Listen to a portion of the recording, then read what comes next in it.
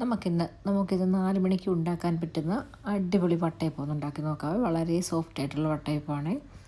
ഇത് വേഗം തന്നെ ഉണ്ടാക്കിയെടുക്കുക. 2-3 മണിക്കൂറൊന്ന് നമ്മൾ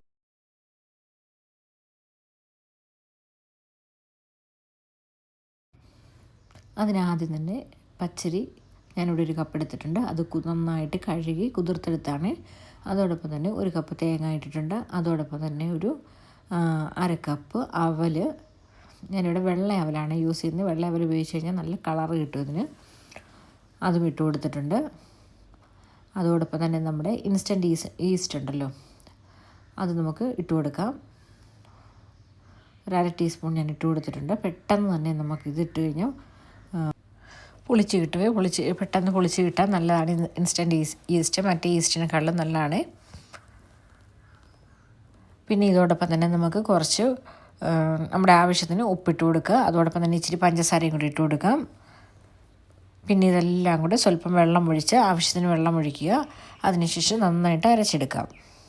ഇത് കപ്പി കാച്ചുവോ പിന്നെ മറ്റു പൊടി ഉപയോഗിക്കുകയോ ഒന്നും വേണ്ട. നമുക്കിത് പെട്ടെന്ന് തന്നെ ഉണ്ടാക്കിയെടുക്കാൻ പറ്റും. ഇത് നമുക്കൊരു പാത്രത്തിലേക്ക് മാറ്റി വെക്കാം.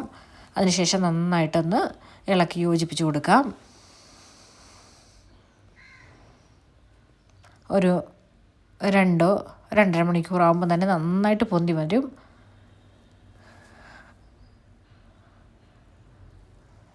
ഇത് നമുക്ക് ഒരു 2-3 മണിക്കൂറത്തേക്ക് എനിക്കിവിടെ പെട്ടെന്ന് അടച്ച് വെക്കാം. നന്നായിട്ട് പൊളിച്ച് കിട്ടിയിട്ടുണ്ട്. നമുക്കതൊന്ന് ചെറുതായിട്ടൊന്ന് ഇളക്കി കൊടുക്കാം. കണ്ടമാനം നമുക്കത് ഇളക്കേണ്ട ആവശ്യമൊന്നുമില്ല.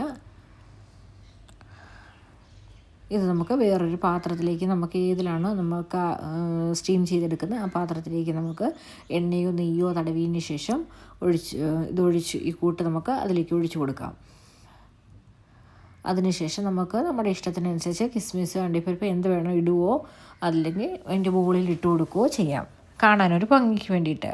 അതുമല്ല അത് കഴിക്കുമ്പോൾ നല്ലൊരു ടേസ്റ്റാണ്. അതിൻ്റെ കിസ്മിസൊക്കെ കഴിക്കുമ്പോൾ ഉണ്ടല്ലോ നല്ല ടേസ്റ്റും കൂടി ആയിരിക്കുമേ.